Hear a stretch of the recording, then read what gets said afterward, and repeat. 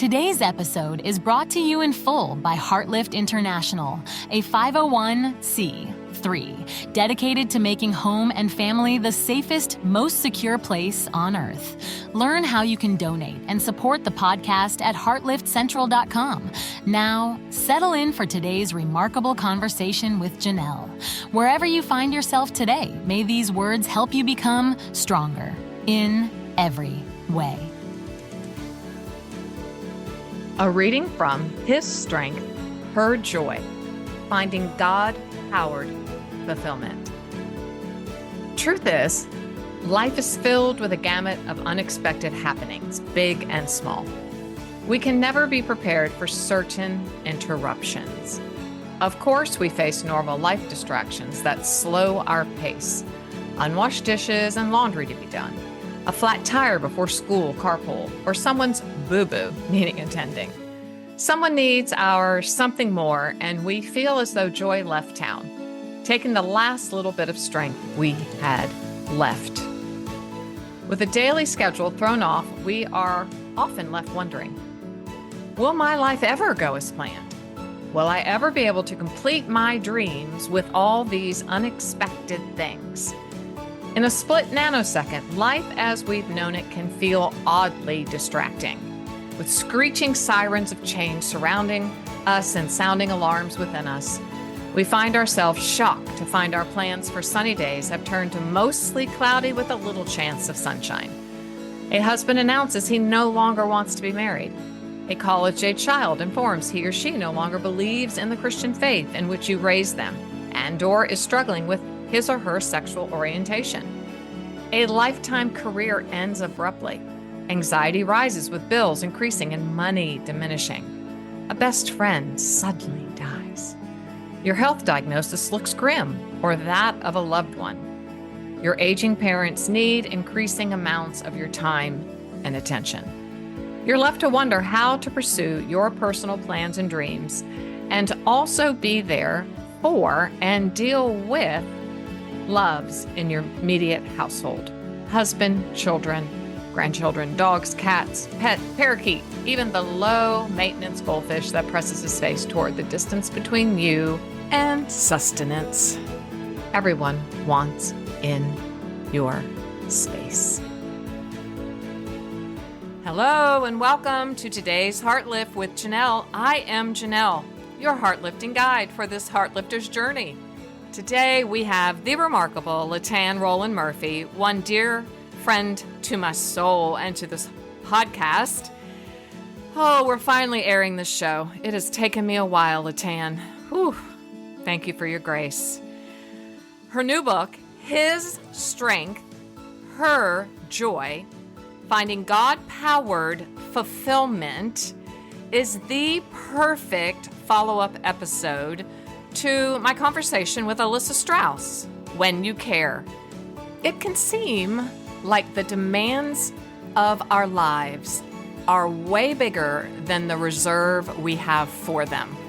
But Latan reminds us of Colossians 1:17 in her new book. In Him, that would be God, our Heavenly Father, all things hold together. In God, in Jesus, in the power of the Trinity, all things hold together. There's that word all again. So Latan ushers us in. She invites us in this conversation to think about how God holds every minute detail of our life together as we care for everyone in our life. Let's welcome Latan to the show. Oh, Heartlifters, guess who is back? Guess who's back? My favorite, Latan Murphy. Hello. Hi, Latan. Oh, I love you. Oh, I love you more. I'm going to try to bring down my volume and my, I just get so high up there in the octaves when I'm talking to you because you I make feel me the same smile. way. You make me We smile. need that. We need each other, don't we? Well, I needed you from the moment I saw you from afar. So it's kind of been that relationship, as I have talked about in our earlier conversations. Seeing you from afar is like, that's a woman that I need to know, and I need to know her well. Oh, So it's been a while since we've been connected, forever. and it's always so easy. Yeah, it does. It's just Yeah. wonderful. Thank you for having me today. You're so welcome. Well, your new book, we've already been talking off. I said I should have pressed record a long while ago because this book, His Strength, Her Joy, we could just sit on that, and then Finding God-Powered Fulfillment. I have taken apart every part of the title and the subtitle already and just reading through it and preparing because, okay, I want to know where you got His Strength, Her Joy. Where did you come up with that? This is your new book out, and that in and of itself is enough to just rip apart for the next 5 hours. His strength, her joy. I love that. Well, for any of your listeners who can relate to what I'm about to say, when you get to the end of your own strength, you realize I need something more. Mm-hmm. And sometimes we just forget and we move in life in our own strength, right? Mm-hmm. Until we recognize, oh, wow, why do I feel so empty? Why do I feel so lifeless inside and so unmotivated? I don't know if you've ever felt that way. Oh, no, not at all. But this is Not what at I all. hear. Never. Come on. This is what I hear from other Stop. women also. And so I remember standing in the kitchen and I was in the process of praying about what should my next book title be. Mm-hmm. And I remember praying the simple prayer and saying, Lord, I need you right now. I need you in every place, everything that I cannot be. I need you to be that. Mm-hmm. And right now, I need your strength. And all of a sudden, that scripture verse from Nehemiah came up, the joy of the Lord is my strength. But the Lord turned it on its axis. And he said, everything that I am is all that you need. Mm-hmm. And everything that I am and all that you are not is enough to carry you, not just in this moment, but I've been carrying you from the time I knitted you together in your mother's womb. Mm-hmm. And I will carry you. He says that in his word in Isaiah, that he'll carry us till the end, to the finish line. So his strength, her joy came out of me realizing how unfulfilling so many scenarios of my life was, and that I needed a God-powered fulfillment in my daily. And I needed his presence. I needed to, it was almost like a wake-up call, Janelle, that I realized, like, we take for granted this gift of God's presence with us 24 hours a day. And we forget that he never leaves us. He never forsakes us. And when we can't be enough, he is the enough. Yes. And I'm smiling because I really want to run and go get my journal. It's not right next to me, but I'll add it in here. That portion of Isaiah where he says, oh, hold on, Latan, I'm going to go get it. Hold on. It's too good. Go get it. We're having coffee and tea. Let's do it. Hold on. Okay. Let me find it because I think it's pretty uncanny that he's spoken the same thing to you. How many months ago was that? Let's see how far back we go. Here it is. Okay. So I think it is pretty, it's astounding to me that you're in Nashville, I'm here in Suffolk, Virginia, and God is speaking the same message to two of his daughters who, I think that's just astounding because this was a middle of the night. I will show here's my journal here. I wrote, God has and will always carry me. Wow. A direct word from my loving Father. I awoke with a harsh esophageal spasm that just wouldn't quit. I was up at 3:15 until ... falling asleep on the couch behind me until morning. I had met with my psychologist, I won't give his name, asking, is it possible that someone like me, born nervous, probably in my mother's womb because of my mother's nervous state, can ever find ease and peace on a nervous system level? His answer was an immediate yes. He didn't take a breath. plasticity, he says. Plasticity. He's like almost in his he's almost 80. He's amazing. It is possible. And then I heard God whisper Isaiah 46 in the night season. So I'm going to read it. Listen, this is out of the voice. Listen, you who count yourselves among Jacob's descendants, all the remnant of Israel. Okay, that's you. It. That's us. Is this it? That's it. It is you, not I, yes, who have been carried from before you were born. It is you, not I, who have been carried from before you were born. Indeed, when you were still in the womb. It just blows my mind. This is blowing my mind. I was taking care of you. And when you're old, I will still be there carrying you. Listen how many times he says carry. When your limbs grow tired, now I've got neuropathy in my feet, so I have all these physical things. My limbs, I can hardly walk on my legs. When your limbs grow tired, your eyes are weak, and your hair is silvery gray. Well, we're dyeing it, but it's silvery gray underneath. At least I am. I will carry you as I always have. I will carry you and save you. Always. Always. Big word. So Latan, here you are. Yeah. And that carry means bear your burden. I will bear you. I will bear you. I will put you on me. Yeah. And carry. His strength. His strength. Do you feel the joy though coming as you press into that? Release. I feel that is the whole message of this book. His strength. Yes. Joy, is women like you and I who need God to literally carry us through and around and over and sometimes under situations that we have no control over. Oh, I'm going to get so excited. That's amazing. I love when God, I always say to my husband, I feel like when God's in a word for me, that I hear it from 3 different ways. Maybe there's something to that. I don't know, you guys, but maybe it's the Father, Son, and the Holy Spirit speaking the same message from their hearts. But when you went and you said, I need to go get my journal after I said that about God, that word that God spoke to me in the kitchen. It's so exciting to me because I feel like we are so connected as believers to God's heart and then to one another's. Yes. Conversations like this. Thank you for your show. Thank you for what you do to bring voice to women's hearts. Oh, I feel encouraged already. Thank you for saying yes to the conference. And I said yes to a conference that put us together. And I, honest to God, think I have come miles and am so much further along in my mental and spiritual health and emotional states. But then once again, here I'm 3:15 in the morning. I mean, on the floor, crying out to God. And there you are in Nashville. And it does say what I know to be true through the COVID wilderness.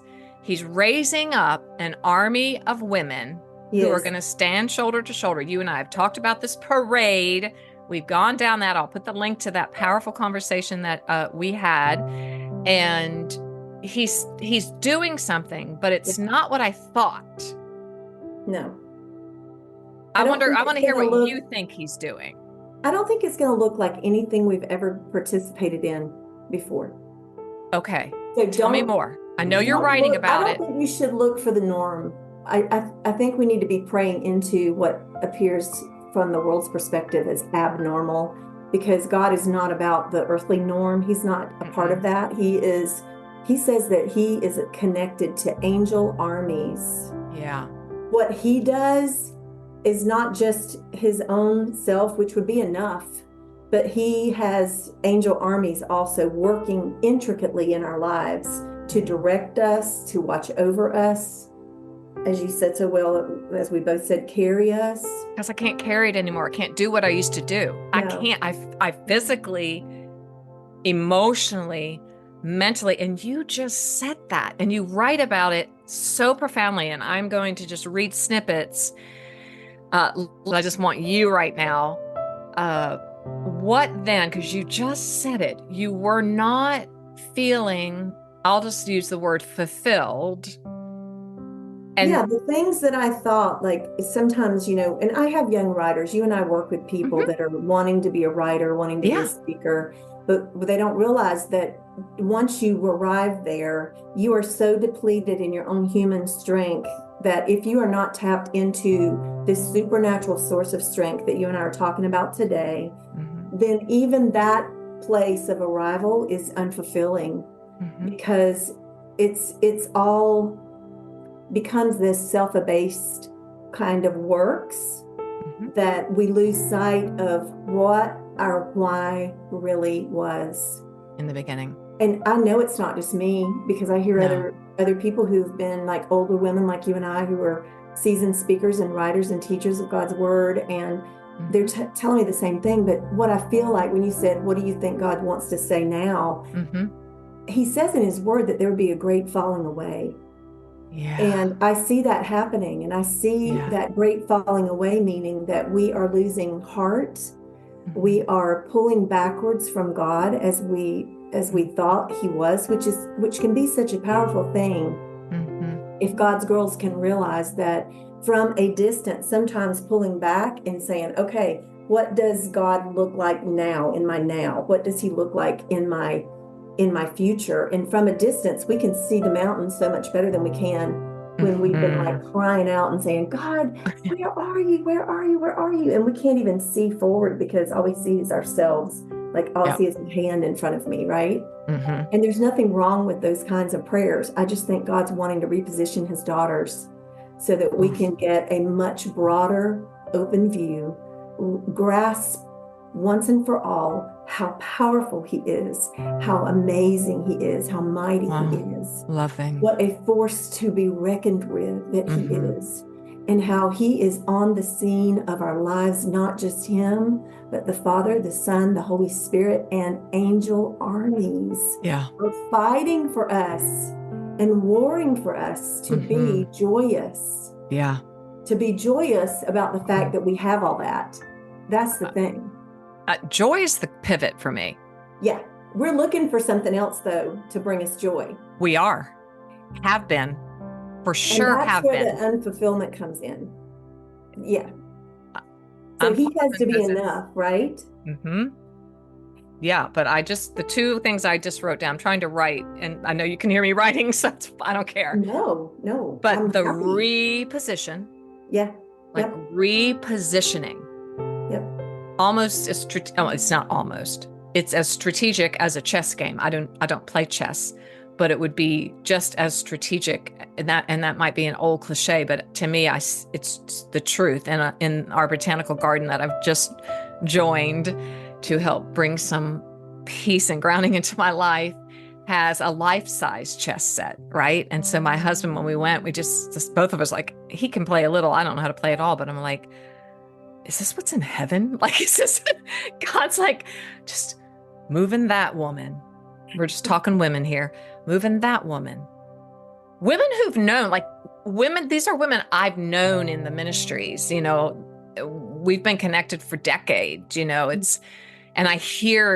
now I'm hearing you say what I just heard 2 hours ago, another really powerful writer and speaker that we both know say the same thing. And it's taking my breath away because I know you personally. I know what you've written. I mean, to this day, Latan, our conversation on women and courage is the top podcast episode. Oh, so go figure, it's like, okay, we should have done more of that, but it's like a good should. But it's never too late. It's never. What is he, he's repositioning because those things. Go ahead. No. I was just thinking, I got excited when you even repeated what I said about repositioning because I thought of your story that you were sharing with me about the stance God put in your heart to take about a situation. Will you share that? Because it ties in. Okay, Heartlifter, I'm going to take a deep breath here. Because I trust Latan, I am going to share this very uncomfortable story that I've had locked up in the vault of my heart. And hopefully It will somehow relate to something maybe going on in your life where you are being required to have a courage you did not know you had, an assertiveness you did not know you had. But because of the work we do here, you were able to face it. And here we go. It's got some expletives in it, so bear with me. Okay. Okay, Latan, you asked me to share a story, and I'm sharing it as ethically as I know how. I honestly said to you before we hit record that I didn't know if I'd ever share this story anywhere because of the content, but here we go, because it is a story about his strength and her joy. So good. And to me, after I tell you the story, the joy was about my granddaughter's joy and the legacy and the lineage of my work and life in my family. So we're at her 2nd birthday in Belgium at a park, a lovely park. And there's a cafe very close to the park that you just walk across and you can get treats and things like that. And it's lovely. It's a lovely setup for families. And so I had to go to the bathroom like nobody's business. Like if I don't get to the bathroom, there might be an embarrassing problem. You can just read into that at 64 years old in a foreign country drinking and eating foreign foods and water. So I go to the bathroom, and my daughter had said, my older daughter, because my other daughter was with me too. So it was all of us, and my other daughter is pregnant as well. So she says, just go through the black door, you go straight and go to the right, you'll see it. Well, I did that, but it was a weird bathroom, like many European bathrooms can be. And you usually have to pay €1, whether you have the time to try to put that euro into action. You didn't have to pay here, but I'd go to the right, which I guess now looked like the women's bathroom, but I was in emergency mode, so I wasn't paying attention to all the details. But there was a mom with a big stroller and she's changing the baby, so I couldn't go in there. So I just go straight, and I thought, if this is the men's bathroom, so be it. I go in, I lock the door. Gosh, I feel this for you. Oh. I am on it. I'm like, I look back as you would do. I don't sit on it. I'll never sit on a public toilet. Okay, there you go. And I just look back. I don't have time to think about it. And it's full, and it's got poop floating around in it. And I'm like, okay, well, probably it'll just flush because it just probably wasn't flushed before. And I don't try to worry about it. So I just do a little. I didn't do a lot, like a little, just a little thing.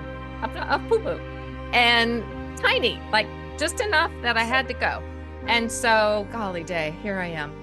And I turn around and just kind of go, oh, I hope this flushes. And I flush it and it explodes.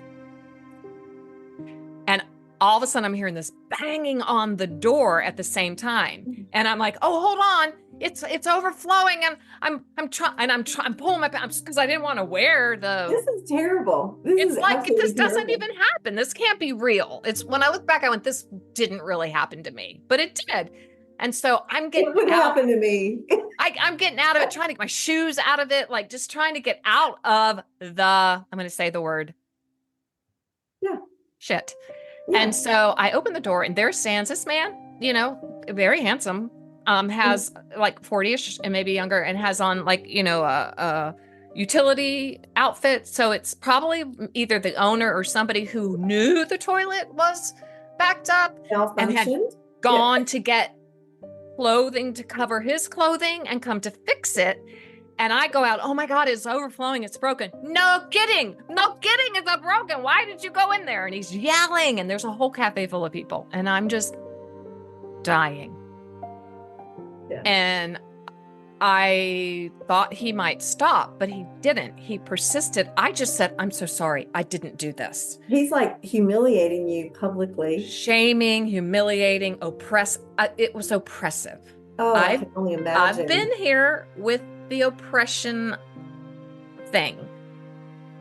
Yeah. So I just start like trying to get the heck out of there, but he follows me and he's yelling behind me, now I got to clean up your shit. I've got to clean up your shit. And all over confused little Christian women. I'm sorry. This is just the way it was.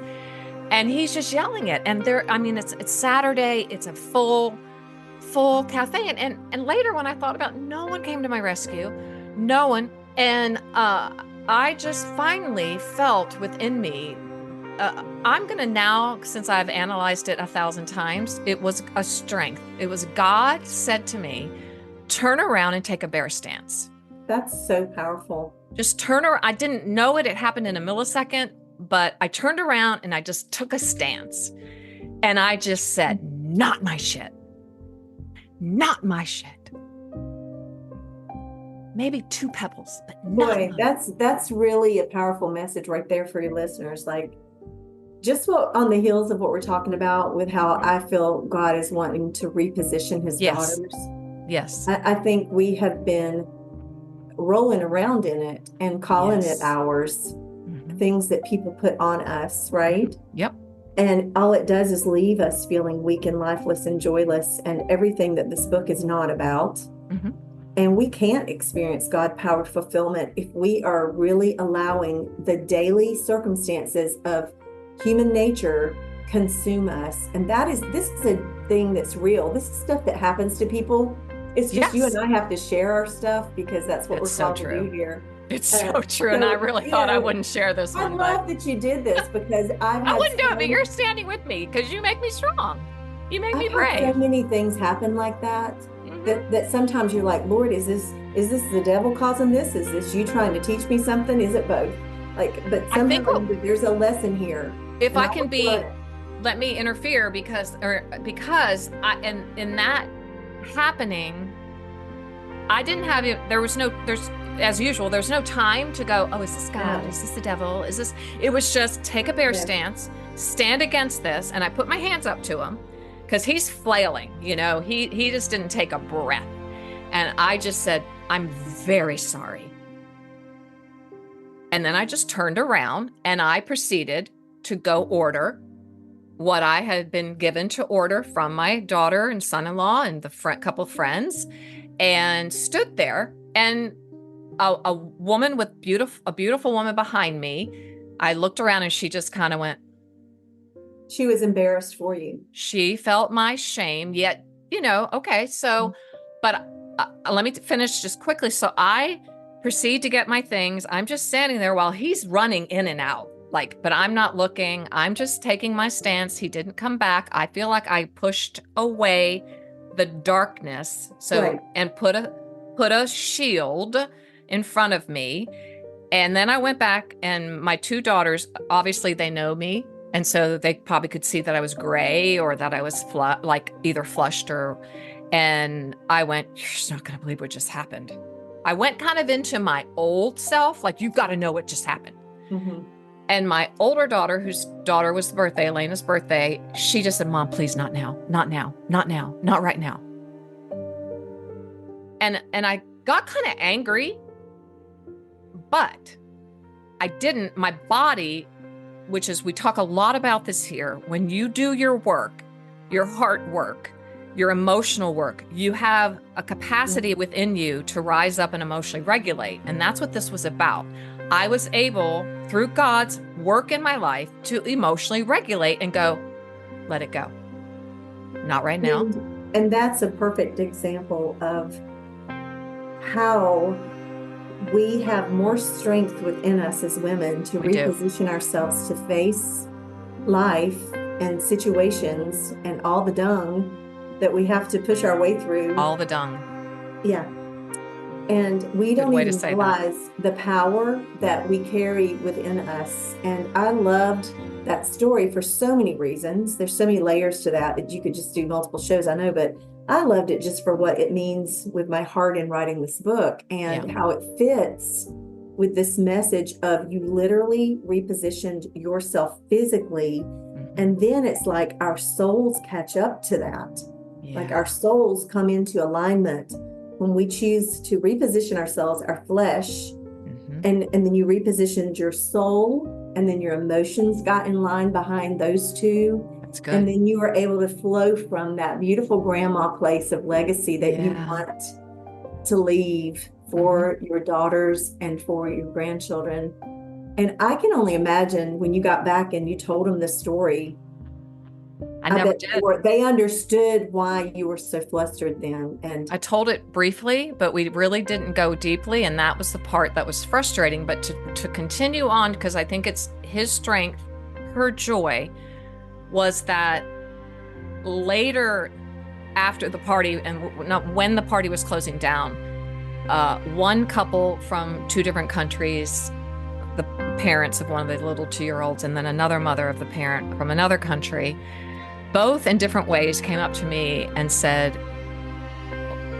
they just like, who are you? Like, you're the calmest woman I've ever, like. Because they heard that, right? They heard that whole scenario and saw that thing. No, nobody heard it. Nobody saw it. No. But this was just, they recognized something on you, literally, that is the presence of God. Like his strength, her joy. That's amazing. And my daughter's saying, Mom, not now. I later came to unpack and understand that she was actually a vehicle of God to say, we're not carrying this into our next generation. And that's the word that Christ has keeps bringing to me, is tell the next generation. Tell the next generation. Those are the words I'm getting. And I feel like when I got home from and got really home to Virginia and was able to unpack it and really sit with it, and God is just, it's that women of God, heart lifters, older matriarchal women in the church, that is what we're being called to. I think so. Take the bare stance and not take anybody else's dung, but put the hands up and say, no, I've got to protect the next generation, the legacy. And maybe that's the shift with young moms. I think. Oh, yeah, for sure. So I don't know that your daughter will ever have opportunity. I pray she doesn't, to experience that kind of humiliation that you experience. No, I don't think she will. But none of us are exempt from a dose of something like that, where we're totally embarrassed, humiliated, stripped down in front of other people, emotionally exposed, and left to feel vulnerable with a situation that we are alone in it. Yes. And that's what these women, there are 10 women in this book, his strength, her joy. Yes. Who no girlfriend could go with them. Like, nobody could go with you into that place in the bathroom to experience the circumstances that were not what women like you just didn't have choice in that moment. I didn't. And then to have somebody take and use that to put you on display in an embarrassing way in front of everybody. I'm thinking of the first chapter in this book where yes, please, Sarah was subjected to her own husband's choices, and it positioned her literally as part of a harem when she is bound to Abraham as his wife, and he wants her to lie and tell Pharaoh tell the king that it's his sister. She's his sister. Right. And so even that whole humiliation, like that nasty situation that Abraham was going through with his fear and his insecurity and all of the things that he was disappointed about his journey to Canaan, then to feel, okay, where's the food? Where's the supplies? Okay, I got to figure this out. That's kind of how we move sometimes as women, is going about life in our own strength. And we tend to position our own selves in places like Abraham did, that then subject other generations to our fears. So yes. Oh, Latan, keep talking. So it kind of ties in so well with what you went through. These are everyday, y'all, this is the stuff we don't think about. Like, I'm so glad you shared that, because our walk with God is going to look so different in the days to come, you guys. It's going to look like nothing we've ever experienced before. And this is for every young woman, every young mother, no matter what age you are, from, 13 up to when Jesus calls you home at 120, healthy and strong, I hope. Yep. But this message is for all of us who want to have God-powered fulfillment as the centerpiece of our lives, and not just allow ourselves to become unraveled by emotional circumstances that leave a bitter taste in the younger generation's mouths. Oh my gosh, you've got to say that again. You just really do. I mean, our lives can unravel us completely, right? Can completely leave us undone. And it's the small things. It doesn't have to be something Oh, big. no. It doesn't have to be anything big. It can be like that bathroom experience. It Oh, can be yeah. like, I'm finding people are on edge more than ever. I People couldn't cut agree you off more. in traffic more than ever. People have no regard for senior citizens, or they'll take their car and just go right in front of an elderly person who's trying to put their shopping cart away at the grocery. And I'm seeing this and watching this and realizing, okay, like something shifted with our culture. Like how do Yeah. you want your sons and daughters to move in this new normal? I have to ask you because I feel like his strength, her joy, okay, finding God powered fulfillment. Like I said at the beginning, just the title is enough to unpack because I do feel like it is a prophetic posturing and positioning. And you just said that to me, the most profound thing, that how we as, yes, I do believe this is for young moms too. It's for every mom, because we're Every speaking, mom. I believe so much in the power of mothering and maternal. I've done so much research on really the power of that office, to be placed in the office of mom, or mothering, even mothering other children if you're not a per se mom of your own children. Because we all are Yes, birth givers. We are we life are. givers as women. Correct. So yeah, everybody. If we don't develop the capacity to be able, what you just said was to be able to image Yeah. in those kind of situations, whether it's in a grocery store or a foreign country or wherever you are, in your own home, in your own marriage, in your own relationships with your children, but particularly, I guess that's what I beat the table over, and you know that, is I need to be as emotionally, mentally, spiritually, relationally healthy as I can be. So in those moments, which are millisecond moments, where we are attacked, oppressed, oh goodness, You that have to you have to center yourself in that moment, be so mindful 24/7 of the presence of God that we carry within us and that we are Mhm, never alone. And mhm, you know what I love is that I see you in my mind there in that pastry shop or wherever you were. And I see you literally, the Lord took over you and he spoke a word over you. He was mm, literally carrying you and saying, reposition yourself, girl, like pull it together and stand up straight. Your crown's gonna fall off. Like, come on, you got this. And then mm, you go out and you go to the party a little undone, because that's what it is, y'all. We're like, mhm. I mean, look at the Psalms. David was all over the place. He gives me so much hope for me. Like one minute we feel like we're strong and we have it together. The next minute we're Yes. lamenting to God, like I'm just blah, blah, blah. And like it gives us so much hope. And then here you are out there wanting somebody to hear you, but God had already heard you. And then in the second chapter, it's the story, you know, about Hagar. Oh, one And of my she favorites. felt unseen and unloved and so pushed aside. And Mm. then So and used. God sends an angel to remind her who she was. And he doesn't just call her by name, he reminds her of her positioning in life, Yeah. which was servant of Sarah. He reminds her, like, I don't just see who you are and I don't just know your name. Just is not even a word in the vocabulary spiritually, but you know what I mean? Yeah, I It's do. like, but he says, I see your positioning in life and it's a treasured one by God. It's enough for me to come and meet you here and speak about it. And that's what those women did for you, these strangers that Mm, met you there and reminded you that you're not an unraveled, undone woman, that you are a mm-mm, godly daughter of the Most High mm-hmm, God. And they mm-hmm. called out in you what you really are, which is calm and loving and Yeah. nurturing and all the things that you give to your clients. Yeah.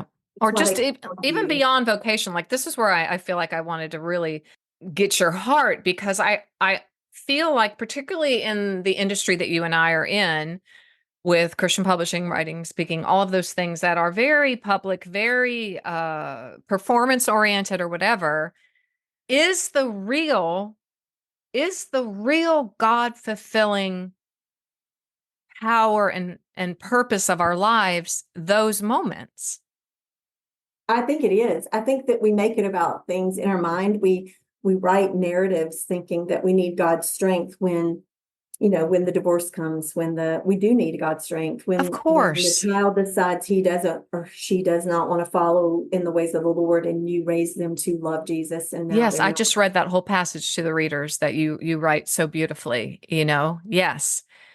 And also you talk about dreams, like, dreams that, these plans, I'm going to read it. Sure, we make our plans, set our dreams into motion, but life pulls us sideways or down with its unexpected happenings. It's in times like this we'd be wise to ask ourselves, and here you say it, how can we posture ourselves to be strong and joy-filled in moments that matter? Yep. Having 12 more books published in my life, do I want that? Yes. Would I love? Yeah. Whatever, Heartlifter, you in your life think is my dream for my life, I guess what this and your book, what I'm reading, is repositioning me in my own home I'm going to read it one more time, to be strong and joy-filled in those real moments that matter in life, not what I think matters. I have a skewed perception, and I'm getting super powerfully excited because we live in a world that tells us this is success. And I think for me, that was one of the biggest successes I'll ever have in my life. And it was successful because obviously God was with me, but because I did the work, I spend time, I'm not tooting a horn, and it's hard, spend time crying on this floor, whatever, any way I can, so that I can become a whole person, a whole woman who can image in front of now the next generation that I have looking at me, what it means to follow Jesus, to be whole, and to be someone they would want to emulate. And in that moment, to me, I do believe, and it's just coming to me right now, this is fresh. It's like, I'm dang proud of myself. You should be. Ooh, Heartlifters, we are going to pause. This was a super hard episode for me, and I could not have done it without the divine connection of my dear friend, Latan. She brings things out of me that make me uncomfortable. She urged me to share the story. I can't tell you how long I have resisted telling this story to you, but with Latan's strength, I was able to share it because I really believe that was his strength, her joy, pivotal moment in not only my life, but my legacy. Because at some point in our life, we have to determine, we have to say, no more. No more. Satan, devil, whatever you would like to call the evil one, that which brings evil and hate and devastation into our lives, we have to turn around, face it, take a bare stance, hands on hips like Wonder Woman, that's a power pose, and say, I'm not gonna deal with you, and I'm done. Done. D-O-N-E. That's when we say, I'm done.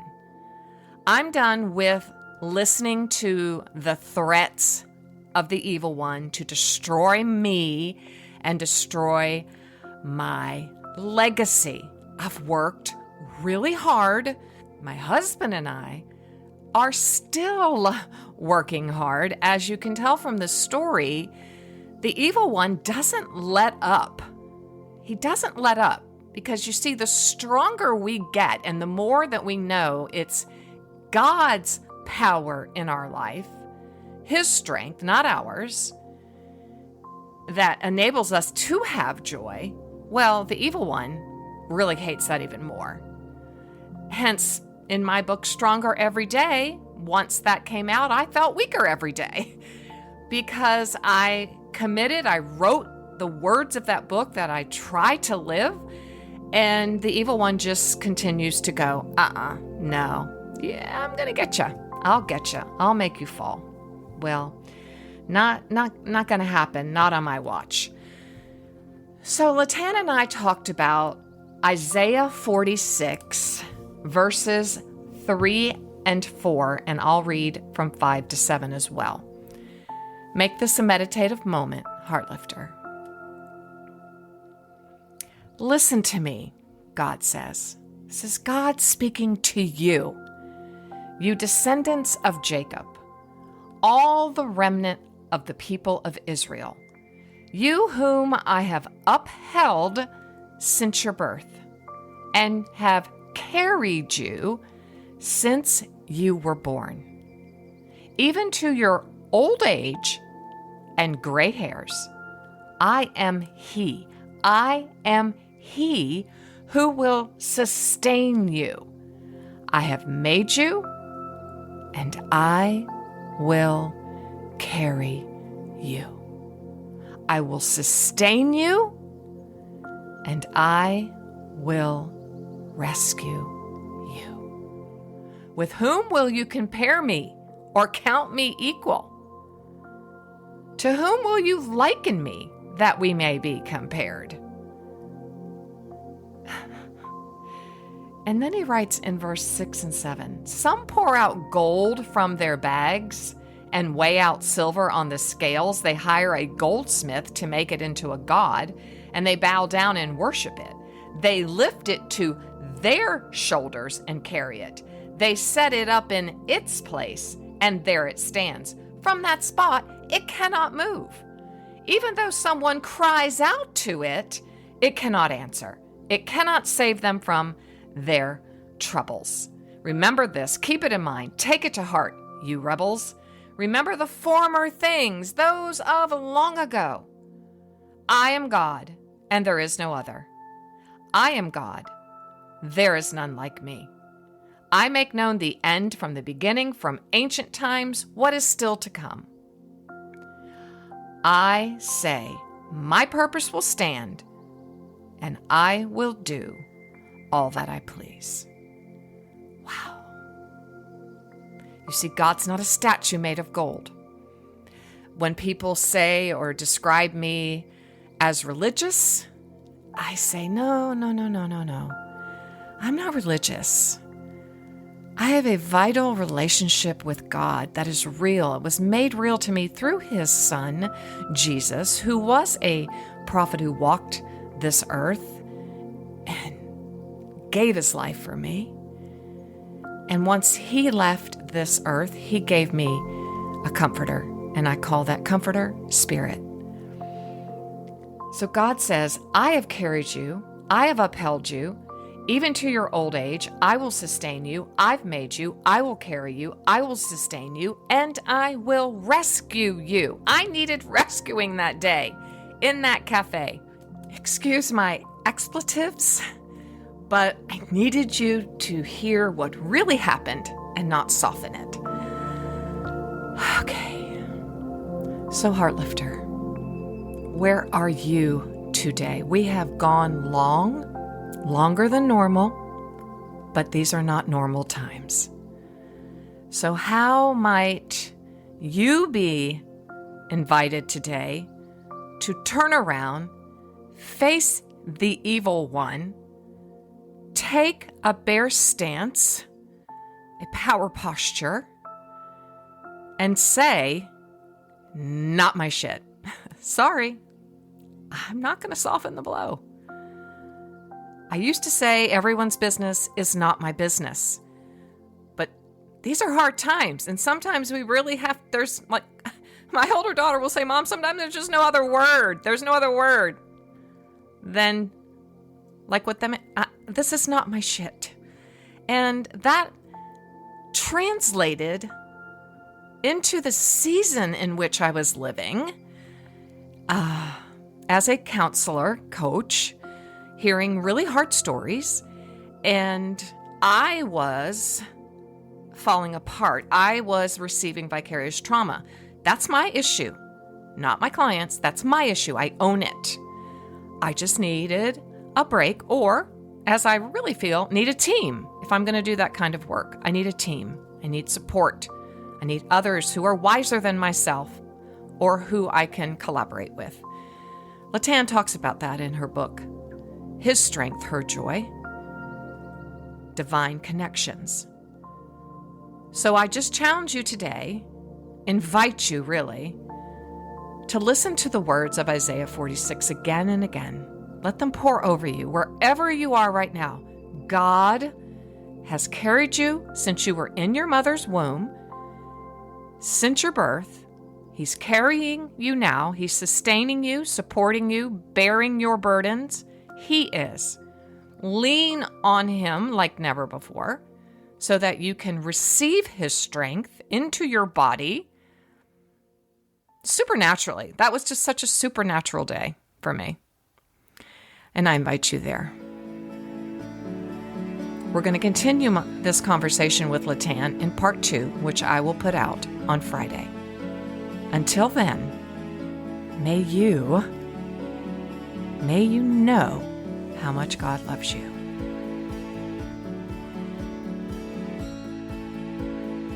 Thanks for listening today. Please meet Janelle over at Heartlift Central on Substack at Heartlift Central, where we can keep this remarkable conversation going. Please share today's episode with a friend and invite them to become stronger every day. Heartlifter, always remember this: you have value, worth, and dignity.